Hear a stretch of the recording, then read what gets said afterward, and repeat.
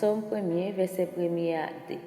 Allah bon ça bon pour moun qui pas côté conseil méchant yo.